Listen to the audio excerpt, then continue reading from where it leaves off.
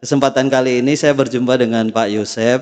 Beliau ini salah satu penggiat lingkungan yang saya rasa ilmu pengalamannya perlu kita gali ini. Perlu kita gali bagaimana beliau mampu menghidupkan kepedulian terhadap lingkungan, terus kemudian juga mengajak masyarakat di sekitarnya. Dan ini saya rasa sangat penting untuk kita semua. Kemudian nanti siapa tahu pengalamannya bisa bermanfaat juga. Mungkin kita akan perkenalan dulu dengan Pak Yosep. Beliau siapa, kemudian keluarganya, kemudian merintis kaitan dengan kepedulian terhadap lingkungan awalnya seperti apa. Mangga Pak Yosep. Ya, terima kasih Pak Jenal. Nama saya Yosep Emerson Asinaga. Saya tinggal di asrama dinas lingkungan hidup unit Semper, Kecamatan Cilincing, Jakarta Utara. Kegiatan saya, keseharian saya setelah saya pensiun bekerja. Ya. Pensiun ya Pak? Tahun pensiun. Berapa? Saya pensiun sudah sekitar 3 tahunan. Oh, 3 tahunan. Ya. Jadi saya beralih untuk lebih konsen kepada masyarakat dan lingkungan, Pak. Dengan kami mendirikan pada tahun 2019, kami mendirikan Bank Sampah Kebersamaan. Bank Sampah Kebersamaan yang awalnya skupnya itu di RT. Di RT ya. Di RT dan sumber sampah anorganiknya pun masih di sekitaran RT. Yang kurang lebih itu jumlahnya 45 pintu satu 45 RT. Pintu. 45 pintu, Pak. 45 pintu. Dan penyetoran itu kita terjadwal. Jadi penyetoran itu setiap 1 minggu sekali dan itu di hari Minggu. Oh, di hari Minggu. Di hari Minggu. Nah, beberapa bulan kemudian saya menjalin kerjasama dengan BNI 46 ya untuk penyetoran hasil dari timbangan nasabah atau warga itu dimasukkan ke dalam rekening. Oh bisa sudah ini ya sudah kerjasama dengan BNI. Sudah kerjasama dengan BNI, kerjasama dengan BNI karena hanya BNI yang ada nominal itu 20.000. 20.000 ya. Lalu kita sosialisasi kepada masyarakat agar mereka selain dari aksi pengurangan sampah khususnya anorganik, di sisi lain ada nilai ekonomis yang bisa didapat dari masyarakat itu, dari warga kami. Lalu warga dengan kesadarannya memilah sampah dibawa ke kami, lalu hasil timbangannya itu kami catat dan kami rupiahkan. Nah sebelum lanjut Pak, kan tadi dicatat dirupiahkan. Nah untuk tempatnya sendiri Pak, apakah punya tempat tersendiri atau kemudian numpang di fasilitas umum? Ya. Kami punya tempat sendiri yang memang awalnya belum terkelola hingga akhirnya kita bentuk di mana kita tempat menyimpan barang-barang ya anorganik itu kita pilah-pilah baik itu kardus, putihan, ABB dan lain-lain. Nah, kita punya dan kebetulan juga anggota kita ada 11. Ada 11. Nasabah atau pengurus? Pengurus ada 11. Pengurus ada 11. Jadi kalau nasabah kita sekarang itu ada sekitar 120. 120 itu satu RT atau lintas RT juga ada? Ya, di awal kami 45 nasabah karena ada 45 pintu, 45 nasabah. Lalu berkembang ke RT sebelah. RT sebelah lagi hingga akhirnya nasabah kami sekarang ada 130-an. 130-an ya. 130 dan itu kami tanya kepada nasabah, ini untuk pengambilan uangnya atau nilai tadi yang ditukar itu maunya kapan gitu. Mereka banyak mengatakan bahwa nanti aja, nanti biar terkumpul. Jadi sepakat dari hasil musyawarah nasabah atau anggota itu diambil itu per 6 bulan sekali. Per 6 bulan sekali. Lalu setiap tahun kita akumulasi ada SHU namanya, sisa hasil usaha. Ya, sisa hasil usaha. Jadi keuntungan yang diperoleh oleh bank sampah itu dikurangi dengan kos operasional, sisa dari pengeluaran itu yang kita bagi kepada pengurus. Nah, kita bagi para pengurus yang sudah memilah, ada bagian memilah, kita juga ada teller, kita ada adminnya juga seperti itu.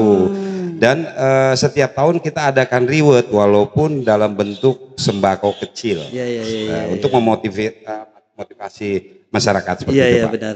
Nah, Pak Yosep, mekanisme pengumpulan itu apakah ada petugas yang keliling ke pintu-pintu tadi atau memang dibuka jam penimbangan kalau di sana? Yang pertama memang ada petugas sampah yang keliling. Jadi di gerobak pengurus itu ya? Iya. Di gerobak sampah itu sudah di-skat. Sudah di-skat. Mana sampah anorganik, yang organik maupun yang residu. Gitu. Jadi setiap pengambilan sampah itu dari rumah-rumah, itu si tukang sampah ini sudah pegang timbangan digital. Pegang timbangan digital, lalu berapa hasilnya, nah itu yang diserahkan ke kita. Berarti pencatatan itu di masing-masing rumah sudah ada pencatatannya. Sudah ada pencatatan. Jadi per rumah itu sudah tahu ya? Sudah. Jadi mereka kita letakkan kantong-kantong pilah yang ada di depan rumah mereka masing-masing. Itu disediakan pengurus ya? Disediakan oleh pengurus. Sediakan pengurus, lalu data-data itu sudah tertempel. Jadi mereka tahu berapa sampah yang dihasilkan dari rumah tangganya mereka. Seperti itu. Benar. Dicatat, lalu catatan itu diakumulasi di kita di bank sampah seperti itu.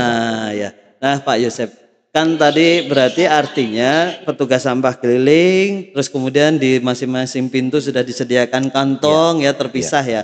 Nah, untuk pemisahan sendiri, apakah sudah ada pemilihan per jenis sampah yang kemudian dinilai mata uang kan, atau mereka hanya memisah antara organik dengan anorganik?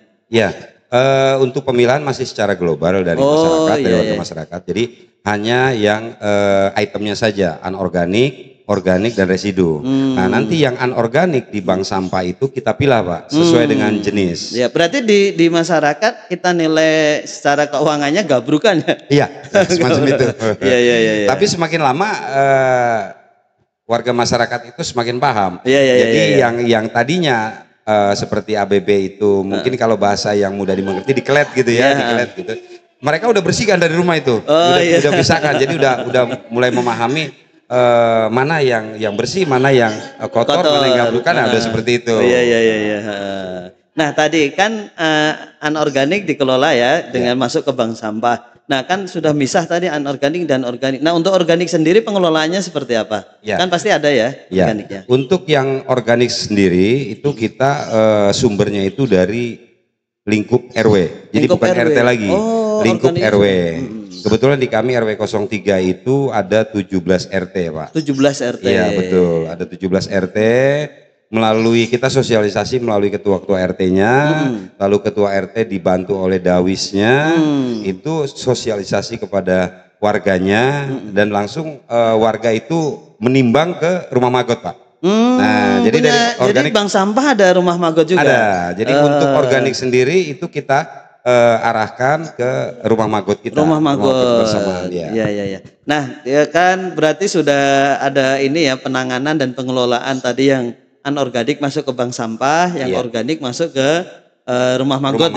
Nah, mungkin dari bank sampah sudah ini mekanismenya tadi ada petugas sampah. Tapi untuk yang bank sampah baru satu RT mungkin ada beberapa RT samping-samping yang 130 kalau ini lebih dari 45-nya berarti dari RT yang lain. Nah, sekarang kita diskusi nih Pak, kaitan dengan tadi rumah magot, kayaknya menarik nih. Rumah magot di tengah perkotaan itu sampah yang bisa dihimpun per hari rata-rata berapa? Jadi kalau untuk penimbangan sampah organik itu kita buka tiap hari, Pak. Tiap hari sampai dengan hari Minggu. Jadi nggak ada libur. Nggak ada libur. Karena berarti pengurusnya standby terus ya? Iya, standby. Karena gini, logikanya kalau sampah organik pasti dihasilkan itu tiap hari dari masyarakat, seperti itu gitu ya. Nah, kalau untuk akumulasi jumlah pengurangan sampah atau sampah yang masuk dari jenis organik itu ke kami kalau dirata-ratakan satu hari itu bisa sekitar 40 sampai 50 kilo. 40 sampai 50 setengah 50. kintal ya. Iya. Itu kita bayangin aja kalau nggak dikelola ya, Iya, entah numpuknya kemana itu. Bisa mungkin di saluran Di air itu saluran-saluran bisa ya. mampet, ya. Nah, kalau itu ya, tadi yang kita belum anorganik, kalau anorganik rata-rata berapa Pak per hari? Ya hitungan per hari atau gimana?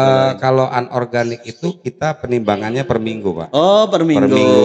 Ya mungkin kalau untuk per hari kan belum Rekapnya seberapa. ya. Ya, betul. Jadi kalau untuk per minggu itu dari 130 nasabah, kalau diglobalkan itu kita bisa sekitar hampir 60-70 kilo 70 seperti kilo. itu. Luar biasa ya, artinya kontribusi bank sampah masyarakat dengan membangun kesadaran tadi betul. sudah mulai muncul, mulai betul, tumbuh Pak. ya. Nah, kaitan dengan tadi Pak yang rumah magot, kan tadi baru dari masyarakat ya. Untuk pakan magot sendiri, apakah ada juga suplai pakan dari selain dari warga? Iya, selain dari SOD dari warga itu, kita juga bekerja sama dengan Rumah Sakit Islam Sukapura, Pak. Oh, Rumah Sakit Islam. Rumah Sakit Islam Sukapura.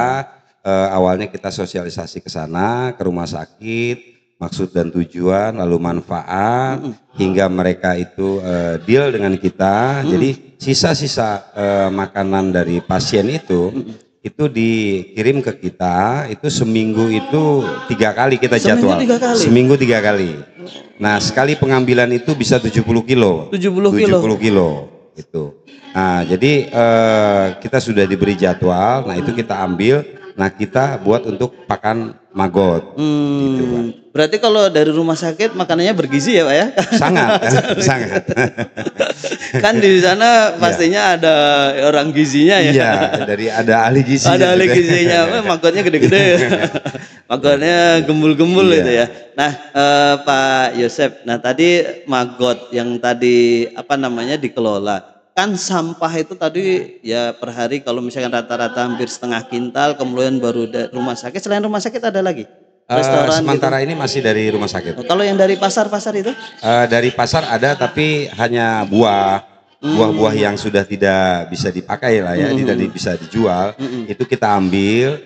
Selain itu ampas kelapa juga kita ambil juga dari pasar.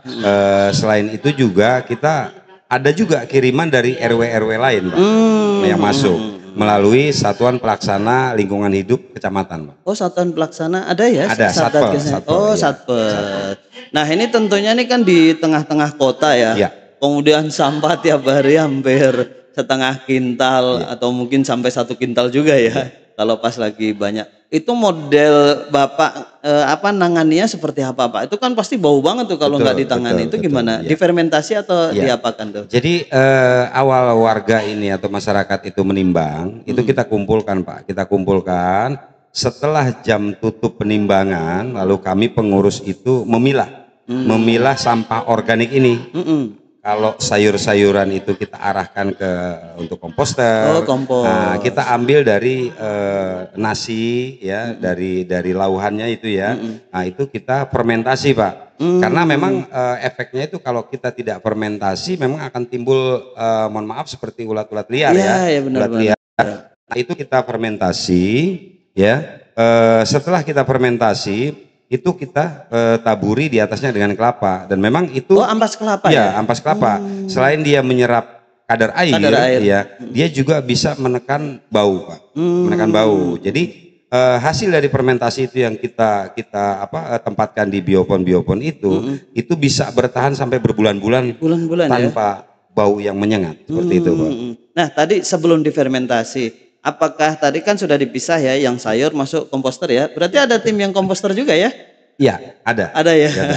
Jadi kita bagi tugas. Bagi tugas ya. Yang komposter ada, kemudian yang yang nasi dan lain sebagainya masuk untuk magot. Ya, nah, nasi itu apakah langsung tadi difermentasi atau ada perlakuan lain? Misalkan dibikin bubur dulu atau di blender atau biar semakin lembut supaya magotnya itu lebih cepat gitu, gimana? Kalau di pengalaman Pak Yosep dan teman-teman di sini. Jadi kalau untuk sampah organik khususnya nasi itu nasi dengan ikan dengan yang lain-lain itu kita campur dengan sari buah. Jadi ada buah-buah itu, nah kita campur, kita peras di situ untuk katakanlah untuk glukosanya ya, untuk glukosanya itu kita aduk semua sampai rata hingga dia setengah bubur, Pak.